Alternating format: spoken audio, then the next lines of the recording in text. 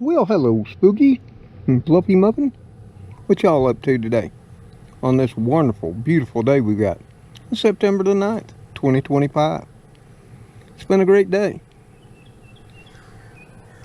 Well, as you can see, two of the kitty crew are at my feet. Ever faithful Fluffy Muffin and Spooky. You know, the two bros. They're trying to get a bromance going. It still ain't happening yet. And of course, Cleo, she isn't having none of it at all. But it was a beautiful day today. Mostly a bright blue sky, just some little stray clouds. And got up to 84 with a nice breeze coming out of the east to northeast at anywhere from 4 to 12. Yeah, it's been a beautiful day in Mr. Tom's neighborhood. And I hope if you plan to stop by and sit a while, you're having a beautiful day in your neighborhood too. Well, Spooky, Fluffy, maybe our friends and family will stop by and sit a while. What do you think? Think they will? Oh, well, hello there, friends and family. Oh, I was hoping y'all would stop by and spend some time with me today. And if you got a few minutes, and you brought your lawn chair, and of course cold drink and snack, hopefully. I do got a little bit in the little old country kitchen that I could share. But as always, we're glad you could stop by and visit in Mr. Tom's neighborhood. So yeah, we're out here on the front porch where we sit and watch the birdies and love on the kitties. We just finished up a walk. Yeah, we didn't go nowhere, just, made circles around the property. And that's real good, and I would encourage any of y'all to do that too, if you've got the place to walk. If not, make you a little trail in the house. It'll do you good. But I know many of y'all have asked about my diagnosis and what happened back on the 18th when I collapsed in my bathroom. Had a total body collapse and of course lost control of my bowels, my bladder, basically my eyesight, all my muscles, everything. And I was just, flopping around in my own feces. And yeah, it was a mess when the EMTs found me. And of course transported me to our local community hospital, which I might add did a fantastic job, as always, taking care of me, cleaning me up, giving me the test I needed, and all of that. But before I go into my diagnoses, let me say, they did give me 2 CAT scans. One was on my head to make sure I didn't have a stroke, seizure, or an aneurysm, which they said I did not. And the other was of my abdomen, chest and abdomen, to see what all I damaged since I dropped like a dead weight when I lost all control of my muscles, my legs. I didn't fall. I just stood there, dropped my pants, and of course 2 seconds later all of me dropped. It was quite quick. And then I spent some time flopping around in the floor, and plus my repeated attempts to get back up, I just beat myself up all the much more. Continuously impacting the tub, the sink, the toilet. Yeah, if I show you the bathroom, you'll understand it was quite tight. But they did make several diagnoses, and I've taken the time to do some in-depth looking into them. And I think I got a handle on them. Well, except maybe for the pronunciations. You know how those medical terms are. Why couldn't they just make them easy so all of us could pronounce them? Yeah, there's that. But let me get my folder and we'll take a look at what they had to say. And I'll go through it with all of you if you got the time. Okay? Okay, this is my folder that they gave me when I got discharged. It says the discharge diagnoses: acute enterocolitis, abdominal pain, presyncope, GI bleed with a question mark, leukocytosis, and volume depletion. That's what they said was the cause of my total bodily collapse. Okay? So let's go through each one and talk about it a little while and see what you think. Now granted, I also had a follow-up visit I was supposed to make on September the 4th with my primary physician. I was not able to do that because I wasn't having a really good day. My COPD was acting up. I could barely breathe. I wasn't feeling up to it. So that's been rescheduled for September the 16th. And I still got to get an MRI scheduled because that'll be the definitive imaging that will determine whether I had, any small aneurysms or such of that. So we got to get that done. But let's go in and take a look at each of these diagnoses they made. So the first thing they diagnosed as the main contributing factor to my collapse was the acute enterocolitis. And that's inflammation of the small and large intestine that develops rapidly and lasts a short period of time. Well, that could have definitely been the cause.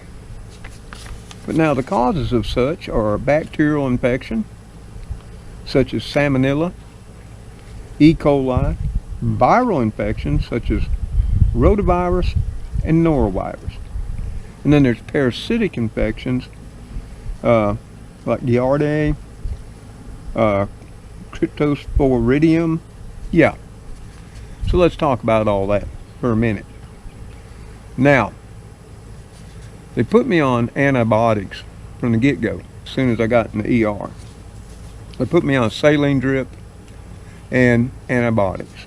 And they continued that all through the 5 days I was in the hospital.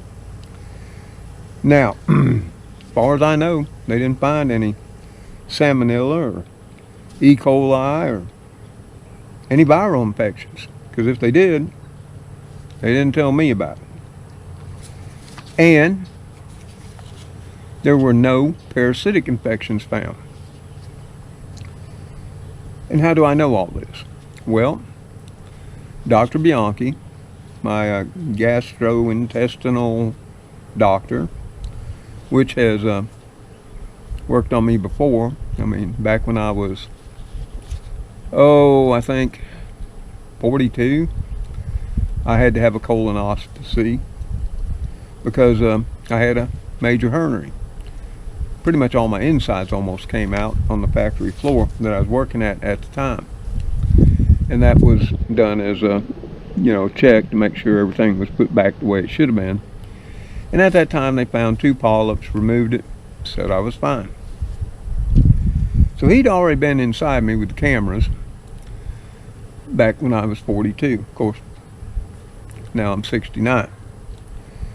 But he did run an endoscopy, which is where they take the camera and put down through your mouth, down through your esophagus, into your stomach, and into the upper, he said about 6 inches of the small intestines. And what he told me was he didn't find any ulcers, so that wouldn't explain the bleeding. Didn't see nothing wrong in the first 6 inches of the upper small intestine, and my esophagus looked fine. No signs of cancer, any bleeding, or what have you. That was the first thing he did, and I think that was on a Wednesday. In fact, I know it was.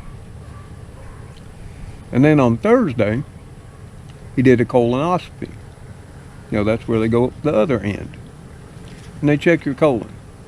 Your rectum, your colon, and the lower.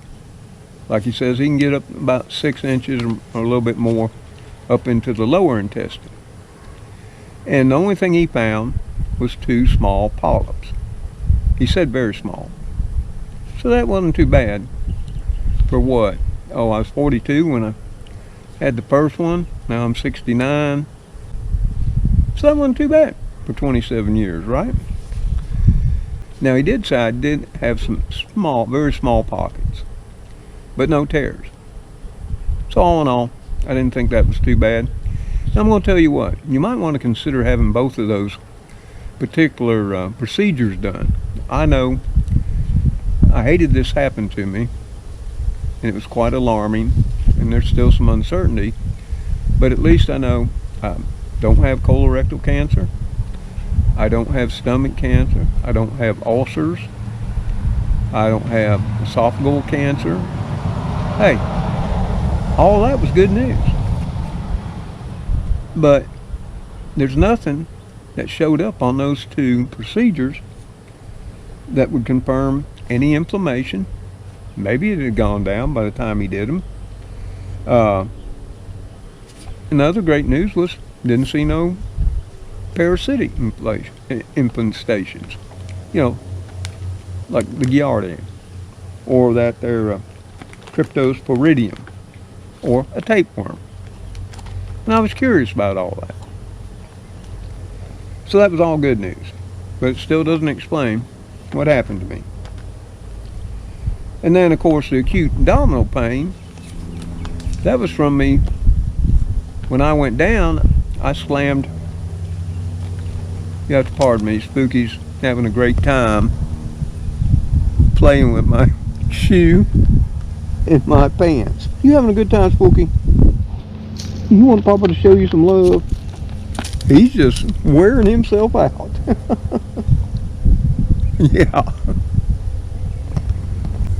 Where on the other hand, Fluffy Muffin is just taking a nap in this cool fall breeze. Life is good in my neighborhood. And way down there at the end of the walk is my queen of the yard, my Cleo. You see her down there? Yeah, she's still having a hard time adjusting to Fluffy. But they're getting better. All things take time. So yeah, back to the abdominal pain. Oh yeah. I come down dead weight on that tub. And it's a 1940s cast iron.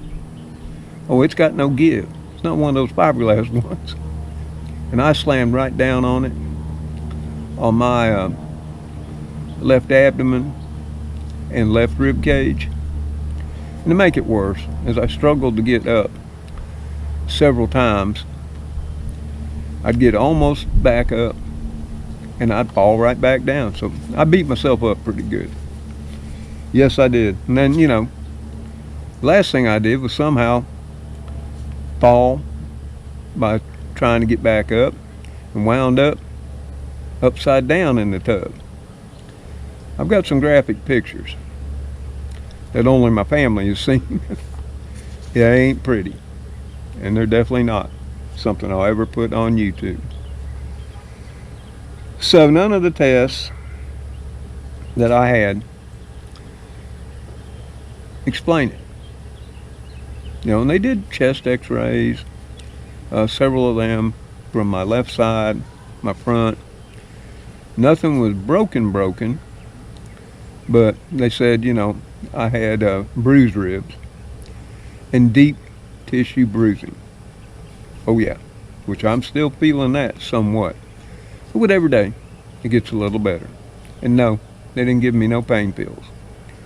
I've got some Flexerol that I've only taken one of, and I got my Tylenol. They said in the discharge instructions, no NSAIDs, no aspirin, no ibuprofen, no naproxen, because those all make you bleed. And when you got deep tissue bruising, especially in your lungs, kidney, intestines, and what have you, you know, a bruise is where you burst, you know, capillaries and small blood vessels. Yes, it is. So, always remember, when you take a fall, one thing you don't want to do is take any of those three. Tylenol is a painkiller. It's not an anti-inflammatory. It doesn't thin your blood. It's just a painkiller. And that's what they recommend, and that's what I'm doing. Just a little medical advice from the professionals that are treating me. So the third thing they diagnosed, a presyncope. I guess that's how you pronounce it. It's Presyncope. Yeah. Now what is that? The presyncope is nothing more than fading and dizziness without loss of consciousness. Yeah. See, I never lost consciousness. My vision got all messed up, and I lost all motor control. And this is can be caused by decreased blood flow to the brain. Like, have you ever stood up real quickly and then just fainted or thought you were going to faint? Yeah, that's what they're saying this is. Stand up too quickly. But I was standing. I was about to sit down. I wish I'd have made it before this all happened. I wouldn't have had to go to the hospital. And another cause can be reduced heart rate, low blood pressure. Well, here again, when the EMTs got here and hooked me all up, my blood pressure was high, not low. I do suffer from high blood pressure, not low blood pressure. And I do take medicine for it. I was taken for, oh God Lord, now 30 years, 20 milligrams of lisinopril. Now they did increase that. My attending physician in the hospital increased that to 40 because my blood pressure kept reading high, which from what I know from over the years, I'm getting beat up.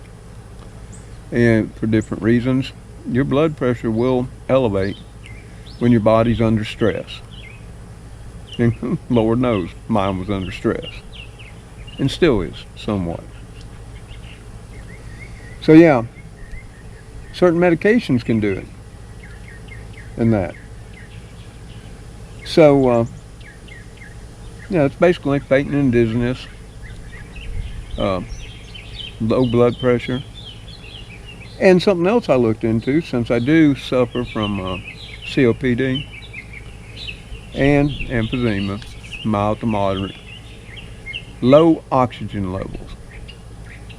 And when I do go to the bathroom, if I was on oxygen while I was sitting at my desk or at the table, which most times I am, and when I sleep, I take the oxygen off.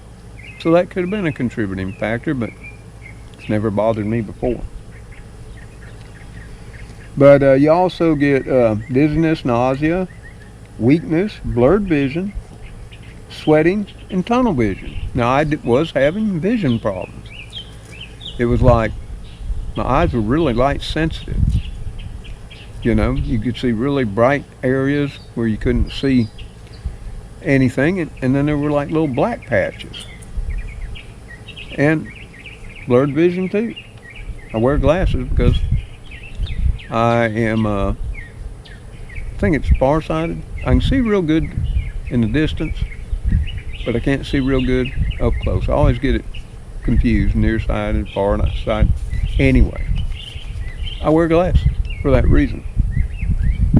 I don't need glasses when I drive, but if I want to read or see all of you, or computer, what have you, gotta have the glasses on.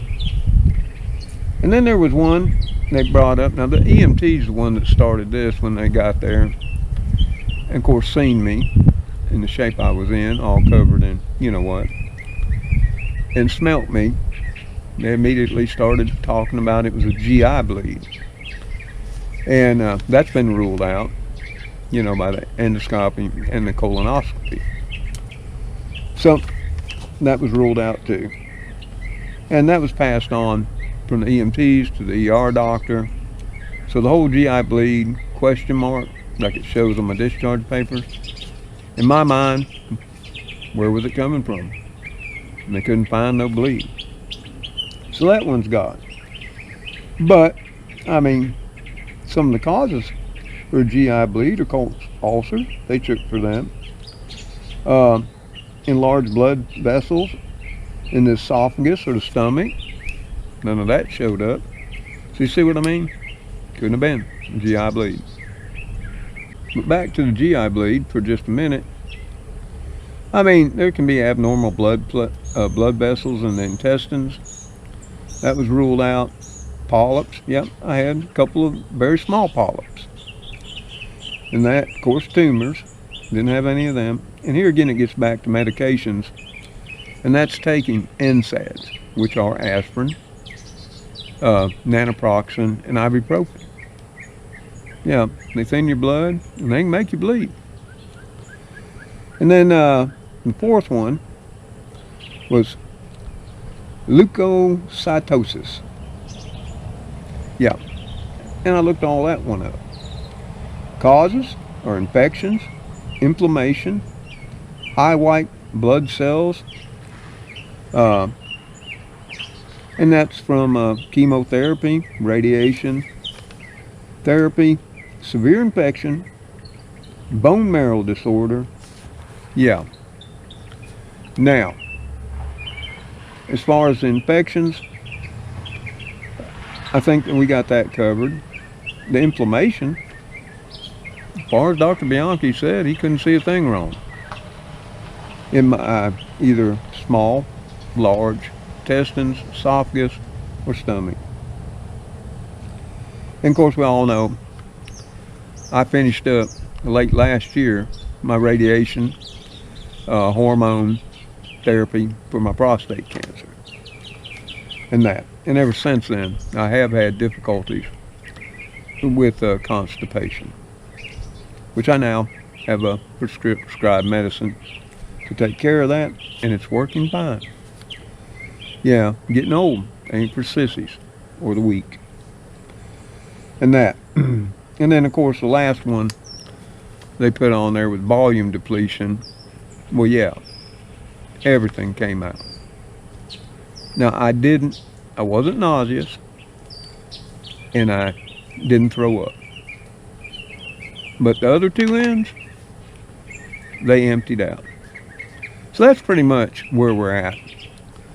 Now, I'm going to do my best to keep my follow-up appointment with my primary physician, because it's going to take a referral from him to get me an MRI, and I want that done. I want an MRI of my head, and I want an MRI of my abdomen, which I'm going to have to pay for. Yeah, and as you know, that won't be cheap. But I'm in good standing with Jackson Hospital. I'm still paying them. I'm sure they won't mind as long as I keep making payments. Me paying more. So there you have it. That was my diagnoses. That's my thoughts on it. Am I overly worried? Well, I'd still wonder. You know, I'm the kind of guy, I'd really like to know exactly what happened. Maybe we can prevent it from happening again. Right now, as far as I know, I could walk to the mailbox and go down. Yeah. I'll be in the kitchen with all of you. So, I know many of y'all asked for the diagnosis and what was going on. I mean, as of today, other than I still have pain in my left lower side and my left chest. And I take some Tylenol for that when it just gets to where I just can't bear it no more. But each day gets better. I'm up on my feet. I mean, I wore Fluffy Muffin out because he walked with me the whole time. I'll show him to you right before we go in. He's rather cute. And I must have wore out Spooky too, because he's been laying at my feet the whole time since we sat down here. But hey, y'all, enough of that. I've actually got to go in and fix some supper tonight. And I'm thinking about breakfast for dinner. Hey, would you all like to come along? And hey, as always, for those of you who stayed to the end, remember, you're the special ones. So hey, until my little princess of the house, Gracie, the kitty crew, that are all tuckered out, you know, Fluffy Muffin, Spooky, and our curmudgeon Cleo, the queen of the yard. See y'all on that next episode of Mr. Tom's Neighborhood. Y'all take care out there. Stay safe. May God bless you all as you bless those in your lives. You know we love you for stopping by and all you do in our lives to make it better too. Goodbye for now. Spooky, y'all tuckered out after having that play-a-thon with my right foot and my jeans. Well, you're not near as tuckered out as Fluffy Muffin. He's zonked out, sleeping away. Now, Cleo, I guess she's gone off visiting. You know, she is a community cat. We got to get on in and fix some chow. I wonder what Gracie's got laid out. You know, she's a real helper of a sous chef. I just can't wait to see. Can all of you? Later all.